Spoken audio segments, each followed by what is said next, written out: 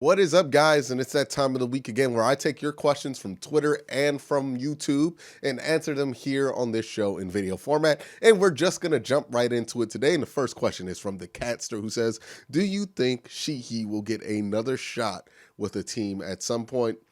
Which team, if so?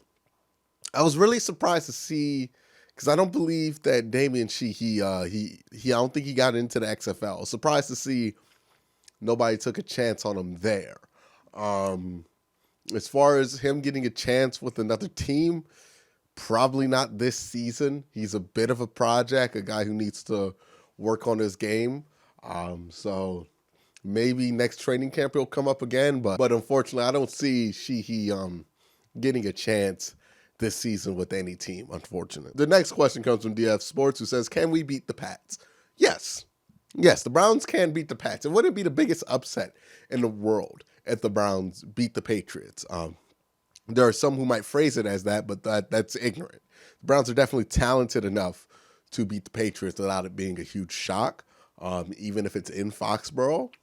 I would say would take a hell of a job with game planning and coaching and just improvements after the bye, because as this team stands right now, not a great matchup with the Patriots at all. The Browns' issues have been with their passing game and their ability to stop a pass rush, and that's what the Patriots do really well. They defend the pass and they get to the quarterback. So, as of right now, it may seem far-fetched, but, who knows what adjustments happen, who knows what game plan goes in, and who knows how the Patriots come into that game health-wise. So, of course, the Browns can beat the Patriots. Next question comes from Dutch Sun. I'm sorry, I totally botched that, but who should we trade and who should we trade for?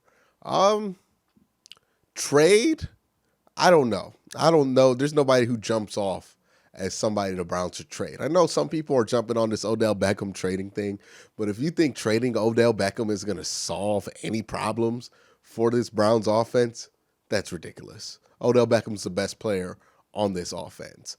The more he gets the ball in his hand, the more he's able to be Odell Beckham, the more wins that will be up. So, no, I'm not on that bandwagon at all. But who should the Browns trade for? If the price is reasonable for Trent Williams, like a third or a fourth round pick, sure, go for it. But if it's anything above that, no, we're not doing that for Trent Williams. And then other people, I think the one situation that I would look at if you're a Browns fan where a left tackle may become available is in San Francisco, actually. Justin School, a 6th-round pick rookie, has been filling in really well at the left tackle spot for Joe Staley. And I think one of those two tackles could come loose, probably Justin School, since he's a 6th-round pick. They don't really have that much invested in. I think you could probably swing a third or a fourth and swing him loose once Joe Staley gets back and is healthy, which should be this week or next week. And that's right before the trade deadline. I think that's something San Francisco would be willing to do.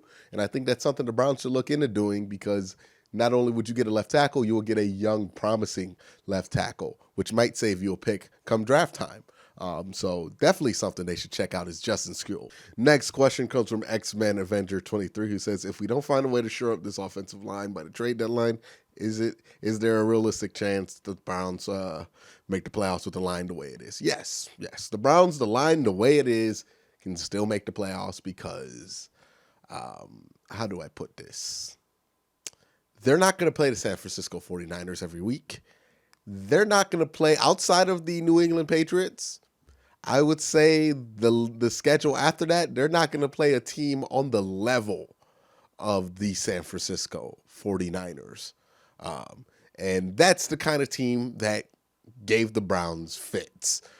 So no, I think the Browns could win a lot of games with the offensive line the way it is. Honestly, I think the offensive line and the level of issue it's been for this team has been kind of overstated. If you look at some of the numbers, this offensive line has not been performing much worse than last year's offensive line, as crazy as that seems to sound. Really hasn't been that much different. The difference has been with the quarterback's play and how long he's held on to the ball. So Again, not trying to throw blame on one party or the other, just trying to say that this is a more nuanced situation and that the offensive line may not be the key that solves everything, that there are other things around it that may solve it. And that is why, since it's not solely the offensive line, why I think this team, if they do nothing on offensive line, can still achieve the playoffs. And still win this division. Next question comes from Dalton's World, who says, how much do you think not having Duke Johnson on passing downs has affected Baker's production in those spots? Interesting question. I think with the absence of a reliable hands guy like Rashard Higgins early in the season, a guy like Duke Johnson's presence was actually missed. And I have to eat a little bit of crow on that because I said that Duke Johnson was not going to make a difference. But with some injuries coming up the way they did in the receiving room, I think Duke Johnson's presence was definitely missed. I think he would have been a reliable check down option when you're not running the ball with Nick Chubb. I think he would have provided a extra wide receiver that Baker had chemistry with. He did have chemistry with Duke Johnson. So yeah, I think Duke Johnson's presence as a receiver is definitely being missed in this passing game, mostly because of the absence of guys like Rashard Higgins and guys like David Njoku, who would be the check down for Baker Mayfield, instead relying on Baker Mayfield to develop chemistry with guys like Ricky Seals-Jones, who don't have the upside or just the ability that those two guys have. Next question comes from Kevin Durant's burner account, who says, Quincy, I'm losing some hope on our team with all these negative people out here speaking. Do you want to give a positive outlook? Look, I don't want to tell people how to feel. I don't want to get too preachy. I don't want to tell people that they have to have a positive mindset about the Browns. The Browns are what their record says they are right now, which is 2-4, which is not great. So I can't fault people for feeling upset with that or disappointed at or negative with that, but I can ask people to take that schedule and take that record with context. The 2-4 record has been against one of the hardest stretches in the schedule at the beginning of the season, with multiple time changes, multiple road games on national TV. A lot of reasons for that record to exist that aren't reasons to throw this team out, in my opinion. Sure, has the quarterback play been concerning? Most definitely it's been concerning, and that's an understatement. Has some of the weird antics going on behind the scenes been concerning from a head coaching standpoint? Absolutely. But do any of these things seem like fatal flaws? Do any of these things seem like season-ending things? No, I don't think so. I think these are all recoverable. I think these are all repairable. And I think these are all things that this team is going to come back from. Next question comes from Billy Moss 6, who says, all right, Quincy, here's the deal. The Steelers are legitimately a defensive nightmare for the Browns, with TJ Watt being so unstoppable, adding Devin Bush. Do you think there's a chance that the Browns stop the pass rush? Now, TJ Watt is a problem. I don't know if Bud Dupree is the same level of problem, but they're very strong in the interior. And depending on how the Browns change things up on the offensive line, that still provides a little bit of a matchup problem. But what I will say with the Pittsburgh Steelers that they have an issue with that has been kind of lessened with the addition of Minkah Fitzpatrick, but their corners still aren't that great. They're starting Joe Hayden out there, who is solid. Joe Hayden's solid.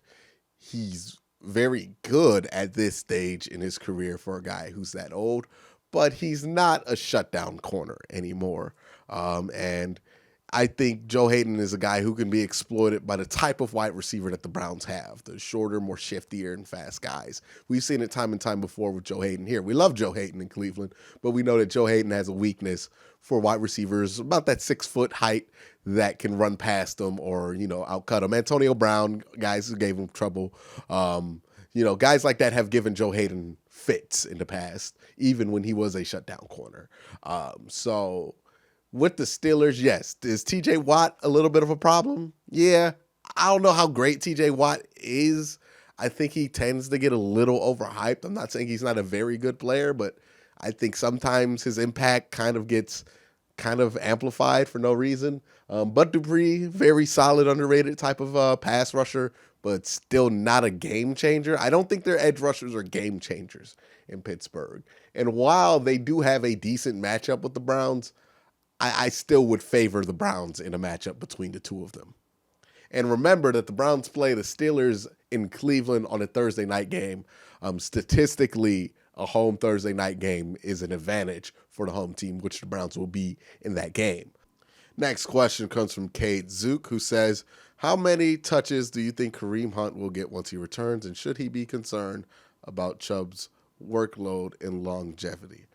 Now Kareem Hunt's going to get the ball. I'm not trying to say he's going to be only a receiver, but I think Kareem Hunt's impact is not going to be felt as a ball carrier, but as a receiver when he comes back.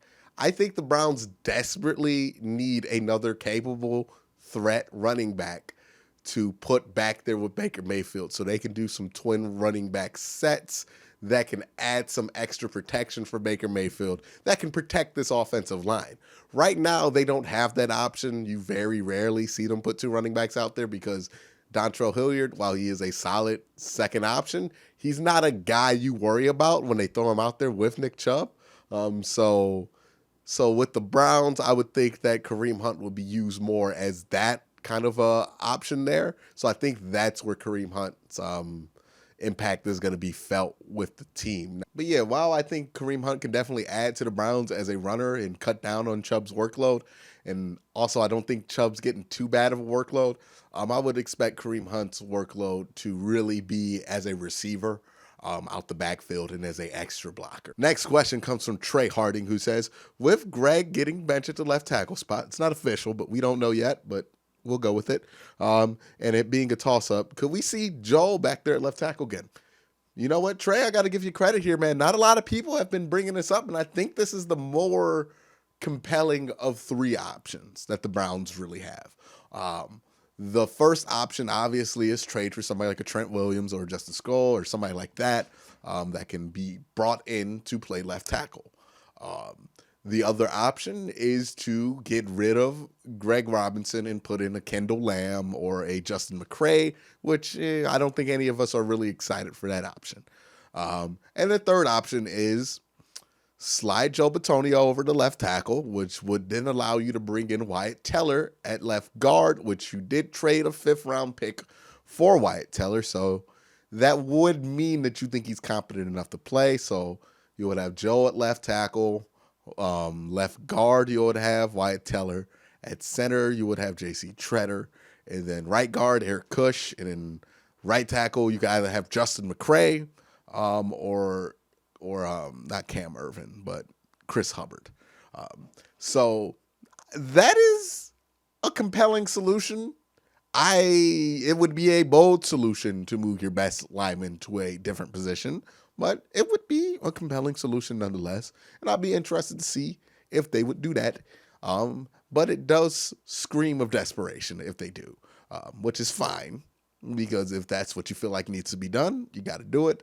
But it would be a very, very interesting situation, and one that I am not 100% sold would do any good, because moving Joe Bitonio away from left guard to left tackle, that's an interesting proposition, because last year they tried to do that and they decided to go with the undrafted free agent before they did that. So I just don't know how good Joe is as a left tackle, but interesting proposition nonetheless. Next question comes from Hef Curry, who says, favorite local Cleveland sports commentator or analyst? Okay, so commentator, Jim Donovan. Jim Donovan, and a close second would be Tom Hamilton. And then analysts, let's just go with Cleveland guys. Who do I like to listen to that are kind of like the analyst, beat reporter type deal? I like the stuff that Daryl Ryder puts out for 92.3 The Fan. I like listening to his drops whenever they're out there. I also like Dustin Fox. Dustin Fox is he has a pretty good radio show out there on 92.3. Emmett Golden is always somebody who can give you kind of a less serious but more kind of human take on the game, rather than it being so analytical or so scientific or so specific. So I think he's also an interesting one to listen to. A lot of good guys. I know Cleveland media gets trashed a lot, but there are a lot of good analysts and reporters out there that do justice. You got to find them, but there are a lot of good ones out there. That if you take what they if you take what they put out, and I think the most important thing is that you just take what they put out and you kind of add it into your own algorithm on what you feel about the Browns. But you shouldn't take it as their opinion is an attack. But yeah. I think there's a lot of good people out here in the local sports talk market. Next question is from Stephen Draper, who says, personally, I think the Browns could very well end up 9-7, possibly even 10-6. From what you said in Untitled and Unfiltered, shameless plug, I think you feel pretty similar. Yes. What do you think it would take to get there? Here's the honest to God. Here's what it's going to take. There's a lot of complicated things going on that could be very simplified. These problems, they seem very complex. They seem multi-level. They seem impossible to solve, but it boils down to two things. Your quarterback has to play better, and you have to put your quarterback in a better position so he can play better. If the Browns do those two simple things after this bye week, they will win a lot of games. Because the problem is that a lot of times Baker Mayfield is left without a check down option. Now with Kareem Hunt coming back, he's going to have another check down option. With Rashard Higgins coming back, he's going to have another check down option. Hopefully David Njoku coming back, that is another check down option, and the offense will look dramatically different with just those three guys. And it will look very dangerous with those three guys as check down options. But right now, you have the big play guy in Landry, you have the big play guy in Odell, but you got nothing in between. When you do have Nick Chubb out there, he is a great check down guy. He's a great guy to go to, but you can't always have Nick Chubb out there because you need him to block, because the offensive line is not a great offensive line. So I think seriously, it's just going to take those guys getting back from injury or suspension, and this offense to be simplified to a point to where Baker Mayfield can have a check down, cannot feel like he has to put the team on his back every time he drops back, and where Baker Mayfield can relax and play a smoother, smarter game that he's used to playing. Baker Mayfield was not an interception machine, despite what you hear from last year. Okay, he is a guy who could flare up and throw a few interceptions, but he was not a guy who threw an interception every game like he has this season. And part of that is because he's asked to do way too much on his own in this offense without any help. And part of that is Baker Mayfield's fault. He's not excused from his failures in this offense, but part of that is on the coaching staff, mainly Freddie Kitchens and Todd Monken, whatever is going on offensively. So those two things, put the quarterback in a better position so he can play better, and then quarterback got to play better. If Baker Mayfield does not play better this season, the Browns won't go anywhere. If Baker Mayfield does play better this season, the Browns will go to the playoffs, hopefully win a game. That is what's going to be dependent on. Baker has to play better. Freddie and Todd have to put him in a better position. Period. End of story. Nothing else after that. But that is it for all the questions today. Thank you guys for asking all these questions on such short notice. I put the questions out there yesterday at like 8 p.m. Again, and I'm sorry about the upload schedule so far this week. Been under the weather, been sick all week, so just been trying to push these videos out there when I can. But thank you guys. Thank you guys for watching the video. Thank you guys for the support. Thank you guys for asking all the questions, and hopefully my answers satisfied you. But that is it for this week's episode. Thank you guys for watching. Have a great day. Have a good night.